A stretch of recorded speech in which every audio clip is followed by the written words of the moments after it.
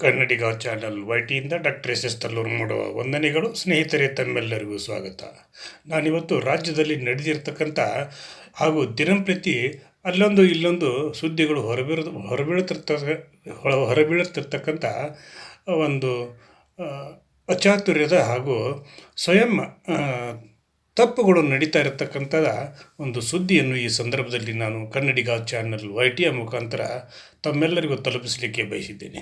ಯಾಕಂದರೆ ರಾಜ್ಯದಲ್ಲಿ ಅಷ್ಟೇ ಏಕೆ ಪ್ರತಿಯೊಂದು ಜಿಲ್ಲೆಯಲ್ಲಿಯೂ ಕೂಡ ಹಾಗೂ ಗ್ರಾಮೀಣ ಪ್ರದೇಶ ಅಂದರೆ ಹಳ್ಳಿಗಳಲ್ಲಿಯೂ ಕೂಡ ಈ ಒಂದು ಚಟುವಟಿಕೆಗಳು ಮತ್ತೆ ಪ್ರಾರಂಭವಾಗ್ತಾ ಇವೆಯೇನೋ ಅನ್ನುವಂಥ ಭಾವನೆಯೂ ಕೂಡ ಕೇಳಿ ಬರ್ತಾ ಇರೋದು ಅಷ್ಟೇ ಸತ್ಯ.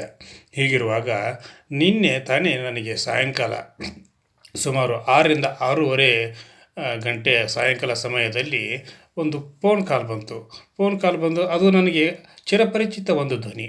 ಯಾಕ್ರಿ ಸರ, ನೀವು ಯಾಕೆ ನನಗೆ ಫೋನ್ ಮಾಡಿದ್ರಿ ಈ ಟೈಮ್ದೊಳಗೆ ಅಂತ ಕೇಳಿದೆ. ಇಲ್ಲ, ನಾನು ಸ್ಕೂಲಿಗೆ ಹೋಗಿ ಬಂದೆ. ಈಗ ನಮ್ಮ ತಮ್ಮನ ಮನೆಯಲ್ಲಿ ಒಂದು ಕಳವು ಆಗಿದೆ ಅನ್ನುವಂಥ ಒಂದು ಸುದ್ದಿಯನ್ನು ಕೂಡ ಅವರು ನನಗೆ ಹೇಳಿದರು. ಹಾಗಾದಾಗ ಎಲ್ಲಿಂದ ಫೋನ್ ಮಾಡಿದರು ಹಾಗೂ ಅವರು ಯಾರು ಅನ್ನುವಂಥ ಪ್ರಶ್ನೆಯನ್ನು ಕೂಡ ನೀವು ಕೇಳಬಹುದು. ಅವರು ಬೆಳಗಾವಿಯಿಂದ ನನಗೆ ಕಾಲ್ ಮಾಡಿದರು. ಅವರು ನನಗೆ ಚಿರಪರಿಚಿತರು ಹಾಗೂ ಯೋಗ ಗುರುಗಳು. ಅವರು ಪ್ರಾಥಮಿಕ ಶಾಲಾ ಶಿಕ್ಷಕರಾಗಿ ಬೆಳಗಾವಿಯ ಸಿಂಧೋಳಿಯಲ್ಲಿ ಅವರು ಈಗ ಸೇವೆ ಸಲ್ಲಿಸ್ತಾ ಇದ್ದಾರೆ. ಅವರು IAS ಅಧಿಕಾರಿಗಳಿಗೂ ಕೂಡ ಯೋಗ ವಿದ್ಯೆಯನ್ನು ಕಲಿಸಿರ್ತಕ್ಕಂಥ ಯೋಗ ಗುರುಗಳು. ಹೀಗಿರುವಾಗ ಅವರೇ ನನಗೆ ಇಂಥ ಒಂದು ಸುದ್ದಿಯನ್ನು ಹೇಳಿ ಮುಂದೆ ಏನು ಮಾಡಬೇಕು ಅನ್ನುವಂಥ ಒಂದು ಪ್ರಶ್ನೆಯನ್ನು ಕೂಡ ಅವರು ನನ್ನನ್ನು ಕೇಳಿದಾಗ, ಸರ್, ಈಗ ನಾನು ಬೆಂಗಳೂರಿನಲ್ಲಿದ್ದೇನೆ, ನಾನು ಇನ್ನೊಂದು 3-4 ದಿನಗಳಲ್ಲಿ ಬೆಳಗಾವಿಗೆ ಬರ್ತಾ ಇದ್ದೇನೆ. ಆ ಸಂದರ್ಭದಲ್ಲಿ ಕುಳಿತು ಚರ್ಚೆ ಮಾಡಿ ನಾವು ಏನಾದರೂ ಒಂದು ಸೊಲ್ಯೂಷನ್ ಹುಡುಕೋಣ, ಪೊಲೀಸ್ ಠಾಣೆಗೆ ಹೋಗಿ ನಾವು ದೂರನ್ನು ನೀಡೋಣ ಅನ್ನುವಂಥ ಮಾತನ್ನು ಹೇಳಿದಾಗ, ಇಲ್ಲ, ನಾನು IAS ಅಧಿಕಾರಿಗಳಿಗೂ ಕೂಡ ನಾನು ಯೋಗವನ್ನು ಕಲಿಸಿದ್ದೇನೆ. ಹೀಗಾಗಿ ನೀವು ಬೆಳಗಾವಿಯ SP ಸಾಹೇಬರಲ್ಲಿ ನನ್ನನ್ನು ಕರೆದುಕೊಂಡು ಹೋಗಿ ಅವರಿಗೆ ಈ ವಿಷಯವನ್ನು ತಿಳಿಸೋಣ ಅನ್ನುವಂಥ ಒಂದು ಮಾತನ್ನು ಹೇಳಿದಾಗ, ಆಯಿತು ಸರ್, ಹೋಗೋಣ, ನಾನು ಬರ್ತೀನಿ, ಇನ್ನೊಂದು 3-4 ದಿವಸ ಅಷ್ಟೇ ತಡೀರಿ, ಬೇಕಾದರೆ ನೀವು ಅಲ್ಲಿ ನಿಮ್ಮ ಏರಿಯಾದ ಒಂದು ಪೊಲೀಸ್ ಠಾಣೆಗೆ ಹೋಗಿ ದೂರನ್ನು ಕೊಡ್ರಿ ಅನ್ನುವಂಥ ಒಂದು ಮಾತನ್ನು ಹೇಳಿದಾಗ, ಅವರು ಇಲ್ಲ, ನೀವು ಬಂದ ಬೆಳಕನ ನಾವು ಹೋಗಿ ದೂರನ್ನು ಕೊಡೋಣ, ಬನ್ನಿ ನೀವು ಅಂತೇಳಿ ಹೇಳಿದರು. ಅವರು ಕೆಳಗೇರಿ ಗುರುಗಳು, ಬೆಳಗಾವಿಯ ಸಿಂಧೋಳಿ ಪ್ರಾಥಮಿಕ ಕನ್ನಡ ಶಾಲೆಯಲ್ಲಿ ಸೇವೆ ಸಲ್ಲಿಸ್ತಿರ್ತಕ್ಕಂಥ ಯೋಗ ಗುರುಗಳು ಹಾಗೂ ಈಗ ಅವರು ಟೀಚರ್ ಆಗಿ ಕೂಡ ಕೆಲಸ ನಿರ್ವಹಿಸ್ತಾ ಇದ್ದಾರೆ. ಹೀಗಿರುವಾಗ ಕಳ್ಳರಿಗೆ ಯೋಗ ಗುರು ಅಂದರೂ ಗೊತ್ತಿರೋದಿಲ್ಲ, ದೇವರು ಅಂದರೂ ಗೊತ್ತಿರೋದಿಲ್ಲ, ದೇವಸ್ಥಾನಗಳು ಅಂದರೂ ಗೊತ್ತಿರೋದಿಲ್ಲ, ಅರ್ಚಕರು ಅನ್ನುವುದು ಗೊತ್ತಿರೋದಿಲ್ಲ, ಶ್ರೀಮಂತರು ಬಡವರು ಅನ್ನುವುದು ಕೂಡ ಅವರಿಗೆ ಒಂದು ವಿವೇಚನೆಗೆ ಬರುವುದಿಲ್ಲ.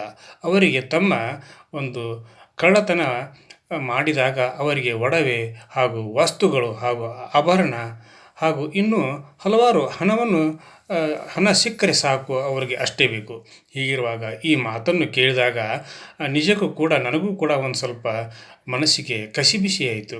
ಸರ್, ಏನು ಓದಿದ್ದಾರೆ ನಿಮ್ಮ ಮನೆಯಲ್ಲಿ ಅಂತ ನಾನು ಕೇಳಿದಾಗ, ಇಲ್ಲ, 10 ತೊಲೆ ಬಂಗಾರವನ್ನು ಓದಿದ್ದಾರೆ ಅಂತಂದರು. ಯಾಕೆ ಅವರು ನಿಮ್ಮ ಸಹೋದರ ಇರಲಿಲ್ಲೇನೋ ಆ ಮನೆಯಲ್ಲಿ ಅಂತ ಕೇಳಿದೆ.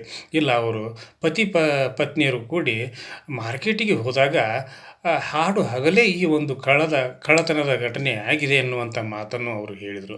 ಹೀಗಿರುವಾಗ ಪ್ರತಿಯೊಬ್ಬರಿಗೂ ಕೂಡ ಈ ಸಂದರ್ಭದಲ್ಲಿ ನಾನು ತಿಳಿಸುವುದೇನೆಂದರೆ, ಕಳ್ಳರಿಗೆ ಯಾವುದೇ ಒಂದು ಜಾತಿ ಭೇದವಿರುವುದಿಲ್ಲ. ಅವರಿಗೆ ಮನುಷ್ಯತ್ವ ಅನ್ನೋದು ಮರೆತೇ ಅವರು ಈ ಕೆಲಸಕ್ಕೆ ಕೈ ಹಾಕಿರ್ತಾರೆ. ಹೀಗಿರುವಾಗ ನಾವು ಸರ್ಕಾರವನ್ನು ಹಾಗೂ ಪೊಲೀಸ್ ಇಲಾಖೆಯನ್ನು ಎಷ್ಟಂತ ನಂಬಲಿಕ್ಕೆ ಸಾಧ್ಯ? ಅವರು ಕೂಡ ಎಷ್ಟಂತೆ ನಮ್ಮನ್ನು ರಕ್ಷಣೆ ಮಾಡಲಿಕ್ಕೆ ಸಾಧ್ಯ? ಹೀಗಿರುವಾಗ ಪ್ರತಿಯೊಬ್ಬರೂ ಕೂಡ ನಮ್ಮ ಮನೆತನದ ನಮ್ಮ ಜವಾಬ್ದಾರಿಯನ್ನು, ನಮ್ಮ ಸಂರಕ್ಷಣೆಯ ಜವಾಬ್ದಾರಿಯನ್ನು ಕೂಡ ನಾವು ಹೊತ್ಕೊಳ್ಳೋದು ಸೂಕ್ತ. ಯಾಕಂದರೆ ಪೊಲೀಸರೇ ಮಾಡಬೇಕು, ಸರ್ಕಾರವೇ ಮಾಡಬೇಕಂತೇಳಿ ನಾವು ಕೈಕಟ್ಟಿ ಕುಳಿತರೆ ಎಲ್ಲ ಕಾಲಕ್ಕೂ ಕೂಡ ಅದು ಸಾಧ್ಯ ಆಗೋದಿಲ್ಲ. ಆದರೂ ಕೂಡ ಪೊಲೀಸ್ ಇಲಾಖೆ ಹಗಲು ರಾತ್ರಿ ನಮ್ಮನ್ನು ರಕ್ಷಣೆ ಮಾಡ್ತಾ ಇದೆ. ಯಾಕಂದರೆ ದೇಶಕ್ಕೆ ಸೈನಿಕರು ಯಾವ ರೀತಿ ದೇಶವನ್ನು ಕಾಯ್ತಿರ್ತಾರೋ ಅದೇ ರೀತಿಯಾಗಿ ಆಂತರಿಕ ಒಂದು ವ್ಯವಸ್ಥೆಯಲ್ಲಿ ಪೊಲೀಸರು ಕೂಡ ನಮ್ಮನ್ನು ಹಗಲು ರಾತ್ರಿ ನಮ್ಮ ಮೇಲೆ ಒಂದು ದೃಷ್ಟಿಯನ್ನು ಇಟ್ಟುಕೊಂಡು ನಮ್ಮನ್ನು ರಕ್ಷಣೆ ಮಾಡ್ತಿರ್ತಾರೆ, ನಮ್ಮನ್ನು ಅವರು ಕಾಯ್ತಿರ್ತಾರೆ, ನಮಗೆ ಅವರು ಅನುಕೂಲತೆಗಳನ್ನು ಉಂಟು ಮಾಡ್ತಾ ಇರ್ತಾರೆ. ಜೊತೆಗೆ ನಮ್ಮ ಒಬ್ಬ ಆಪ್ತ ರಕ್ಷಕನಾಗಿ ಅವರು ಕೆಲಸ ಮಾಡ್ತಿರ್ತಾರೆ. ಹೀಗಿರುವಾಗ ಎಷ್ಟೋ ಆ, ಘಟನೆಗಳನ್ನು, ಎಷ್ಟೋ ಇಂಥ ಕಳ್ಳತನದ ಘಟನೆಗಳನ್ನು ಪೊಲೀಸರು ತಮ್ಮ ಜೀವದ ಹಂಗು ತೊರೆದು ಕೂಡ ಆ, ಈ ಒಂದು ಘಟನೆಗಳನ್ನು ಸಮರ್ಪಕವಾಗಿ ನಿರ್ವಹಿಸಿರತಕ್ಕಂಥ ಹಲವಾರು ಘಟನೆಗಳು ನಮ್ಮ ಮುಂದೆ ಇದ್ದರೂ ಕೂಡ ನಾವು ನಮ್ಮನ್ನು ನಾವು ರಕ್ಷಣೆ ಮಾಡಿಕೊಳ್ಳುವಂಥ ವ್ಯವಸ್ಥೆಯನ್ನು ಮಾಡಿಕೊಳ್ಬೇಕು. ರಾತ್ರಿ ಆಯ್ತಂದರೆ ಕೆಲವೊಬ್ಬರು ಯಾವುದೋ ತಮ್ಮ ಊರಿಗೆ ಹೋಗಿರ್ತಾರೆ. ಆವಾಗ ಅವರು ಲೈಟನ್ನು ಹಚ್ಚೇ ಹೋಗಿರ್ತಾರೆ. ಕಳ್ಳರಿಗೆ ಇದು ಒಂದು ಒಂದು ಸಿಗ್ನಲ್ ಅಂತೇಳಿ ತಿಳ್ಕೊಬೇಕು. ಯಾಕಂದ್ರೆ ಲೈಟ್ ಯಾವ ಮನೆ ಹಚ್ಚಿರ್ತೈತಿಲ್ಲ ರಾತ್ರಿ, ಆ ಟೈಮ್ದೊಳಗನ ಕಳ್ಳರು ಆ ಮನೆಗೆ ನುಗ್ಗಿ ಕಳ್ಳತನ ಮಾಡುವ ಒಂದು ಸಂಭವವೂ ಜಾಸ್ತಿ ಇರ್ತೈತಿ. ಜೊತೆಗೆ ಮನೆಯಲ್ಲಿ ಹಿರಿಯರು ಯಾರಾದರೂ ಕೂಡ ಇರಬೇಕು. ಯಾಕಂದ್ರೆ ಈಗ ಅತ್ತೆ ಮಾವಂದಿರು ಹಾಗೂ ಸಂಬಂಧಿಕರನ್ನು ಮನೆಯಲ್ಲಿ ಇಟ್ಟುಕೊಳ್ಳುವಂಥ ಪರಿಪಾಠವನ್ನು ಪ್ರತಿಯೊಬ್ಬರು ಕೂಡ ಕೈ ಬಿಟ್ಟಿದ್ದಾರೆ. ಯಾಕಂದರೆ ನಾವೇ ದುಡಿತೀವಿ, ನಾವು ಇನ್ನೊಬ್ಬರನ್ನ ಯಾಕೆ ಜೋಪಾನ ಮಾಡಬೇಕು ಅನ್ನುವಂಥ ಮನಸ್ಥಿತಿಯಲ್ಲಿ ಇದ್ದಾರೆ. ಹೀಗಿರುವಾಗ ನಮ್ಮ ಮನೆಯಲ್ಲಿ ಹಿರಿಯರು ಅಂದರೆ ತಾಯಿನೋ, ತಂದೆನೋ, ಅತ್ತೆನೋ, ಮಾವನೋ ಅಥವಾ ಅಜ್ಜಿನೋ ಯಾರಾದರೂ ಕೂಡ ಮನೆಯಲ್ಲಿ ಇದ್ದರೆ ನಮ್ಮ ಕೆಲಸ ಕಾರ್ಯಗಳನ್ನು ನಿರ್ವಹಿಸಲಿಕ್ಕೆ ನಾವು ಹೊರಗೆ ಹೋಗುವಾಗ ಅವರು ಮನೆಯಲ್ಲಿ ಇದ್ದು ಮನೆಯ ರಕ್ಷಣೆಯನ್ನು ಮಾಡ್ತಾರೆ. ಕಳ್ಳ ಕಾಕರರಿಂದ ಮನೆಯನ್ನು ಅವರು ಜೋಪಾನ ಮಾಡ್ತಾರೆ. ಹೀಗಿರುವಾಗ ಕೂಡು ಕುಟುಂಬವಾಗಿರಬೇಕು ಅನ್ನುವಂಥ ಮಾತನ್ನು ಕೂಡ ಈ ಸಂದರ್ಭದಲ್ಲಿ ನಾನು ಕನ್ನಡಿಗ ಚಾನಲ್ YTM ಮುಖಾಂತರ ಎಲ್ಲ ಜನರಿಗೆ ತಿಳಿಸ್ಲಿಕ್ಕೆ ಇಷ್ಟಪಡ್ತೀನಿ. ಯಾಕಂದರೆ ಯಾರೋ ಏನೋ ಮಾಡ್ತಾರೆ ಅಂಥೇಳಿ ನಾವು ಮತ್ತೊಬ್ಬರು ಮಾಡೋದನ್ನು ತಿಳ್ಕೊಂಡು ನಮ್ಮ ಜೀವನದಲ್ಲಿ ನಾವು ಅಷ್ಟೇ ಬದುಕಲಿಕ್ಕೆ ಸಾಧ್ಯ ಇಲ್ಲ. ಯಾಕಂದರೆ ನಮ್ಮ ಜೀವನದಲ್ಲಿ ನಮಗೆ ತಂದೆ ತಾಯಿಗಳು ಎಷ್ಟು ಮುಖ್ಯವೋ ಅಷ್ಟೇ ಹಿರಿಯರು ಕೂಡ ಮುಖ್ಯ. ಆ ಹಿರಿಯರನ್ನು ಕಡೆಗಣಿಸಿದ್ದಕ್ಕೆ ನಮಗೆ ಈ ಪರಿಸ್ಥಿತಿ ಬಂದಿದೆ ಅನ್ನುವಂಥ ಮಾತನ್ನು ಕೂಡ ಈ ಸಂದರ್ಭದಲ್ಲಿ ಹೇಳ್ತೀನಿ. ಯಾಕಂದರೆ ನಮ್ಮನ್ನು ಹೆತ್ತು ಪೋಷಣೆ ಮಾಡಿ ಬೆಳೆಸಿರ್ತಕ್ಕಂಥ ನಮ್ಮ ತಂದೆ ತಾಯಿಗಳು ಹಾಗೂ ಹಿರಿಯರು ಅವರ ಒಂದು ಜೀವಿತಾವಧಿಯ ಕೊನೆಯ ಹಂತಗಳಲ್ಲಿ ಅವರನ್ನು ನಾವು ನಮ್ಮ ಹುಟ್ಟೂರಿನಲ್ಲಿ ಬಿಟ್ಟು ನಮ್ಮ ಒಂದು ಕಾಯಕದಲ್ಲಿ ನಮ್ಮ ಕೆಲಸ ನಿರ್ವಹಿಸ್ತಕ್ಕಂಥ ಒಂದು ಪ್ರದೇಶದಲ್ಲಿ ಒಂದು ಮನೆಯನ್ನು ಬಾಡಿಗೆಗೆ ಮಾಡಿಕೊಂಡು ನಾವು ಜೀವನ ಮಾಡ್ತಿರ್ತೀವಿ. ಆ ಸಂದರ್ಭದಲ್ಲಿ ಆ ಒಂದು ಹಿರಿಯ ಜೀವಗಳು ನಮ್ಮ ಜೊತೆಗೆ ಇದ್ದರೆ ಅವರಿಗೂ ಕೂಡ ಒಂದು ಕ್ಷೇಮ, ನಮಗೂ ಕೂಡ ಒಂದು ಕ್ಷೇಮ.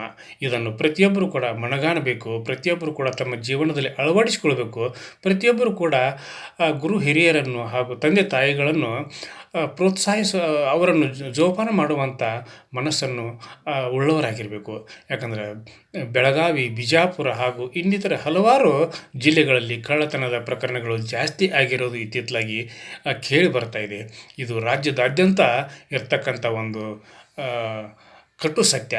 ಹೀಗಿರುವಾಗ ಸರ್ಕಾರವೂ ಕೂಡ, ಪೊಲೀಸ್ ಇಲಾಖೆಯೂ ಕೂಡ ಈ ಸಂದರ್ಭದಲ್ಲಿ ಕಟ್ಟುನಿಟ್ಟಿನ ಒಂದು ಜಾಗೃತಿಯನ್ನು ವಹಿಸಿ ಹಾಗೂ ಈ ಒಂದು ಪರಿಸ್ಥಿತಿಯಲ್ಲಿ ಅವರು ಹಗಲು ರಾತ್ರಿ ಅನ್ನದೇ ಗಸ್ತು ತಿರುಗಿ ನಾಡಿನ ಜನರ ರಕ್ಷಣೆ ಮಾಡಬೇಕು. ನಾಡಿನ ಜನರ ಒಂದು ಆಸ್ತಿ ಪಾಸ್ತಿಗಳನ್ನು, ಹಣ ಒಡವೆಗಳನ್ನು ರಕ್ಷಣೆ ಮಾಡಬೇಕು ಅನ್ನುವಂಥ ಒಂದು ಮನವಿಯನ್ನು ಈ ಸಂದರ್ಭದಲ್ಲಿ ಕನ್ನಡಿಗ ಚಾನಲ್ YTM ಮುಖಾಂತರ ಮಾಡ್ತಾ ಇವತ್ತಿನ ಸಂಚಿಕೆಯನ್ನು ಇಲ್ಲಿಗೆ ಮುಗಿಸುವುದಕ್ಕೆ ತತ್ಪೂರ್ವದಲ್ಲಿ ಕನ್ನಡಿಗ ಚಾನಲ್ YT ಇದು ನಿಮ್ಮೆಲ್ಲರ ಚಾನಲ್ಲು, ಸಮಸ್ತ ಕನ್ನಡಿಗರ ಚಾನಲ್ಲು. ಕನ್ನಡಿಗ ಚಾನಲ್ YTಯಲ್ಲಿ ಬರ್ತಿರ್ತಕ್ಕಂಥ ಸಂಚಿಕೆಗಳನ್ನು ನೀವೆಲ್ಲರೂ ಕೂಡ ನೋಡಿರಿ. ಈ ಒಂದು ಸಂಚಿಕೆಗೆ ನೀವೆಲ್ಲರೂ ಕೂಡ ಸಬ್ಸ್ಕ್ರೈಬ್ ಮಾಡಿರಿ, ಶೇರ್ ಮಾಡಿರಿ, ಲೈಕ್ ಮಾಡಿರಿ, ಕಮೆಂಟನ್ನು ಕೂಡ ನನ್ನ ಜೊತೆಗೆ ಹಂಚ್ಕೊಳ್ರಿ. ಜೊತೆಗೆ ಈ ಒಂದು ಸಂಚಿಕೆಯನ್ನು ಪ್ರತಿಯೊಬ್ಬರಿಗೂ ಕೂಡ ತಲುಪಿಸುವಂಥ ಕೆಲಸ ಕಾರ್ಯಗಳನ್ನು ನೀವು ಮಾಡ್ತೀರಾ ಅನ್ನುವಂಥ ಒಂದು ಸದುದ್ದೇಶದಿಂದ ಇವತ್ತಿನ ಸಂಚಿಕೆಯನ್ನು ಇಲ್ಲಿಗೆ ಮುಗಿಸಿ ನಾಳಿನ ಸಂಚಿಕೆಯೊಂದಿಗೆ ತಮ್ಮ ಜೊತೆಗೆ ಹಾಜರಾಗ್ತೀನಿ. ಅಲ್ಲಿವರೆಗೂ ನನ್ನ ನಮಸ್ಕಾರ.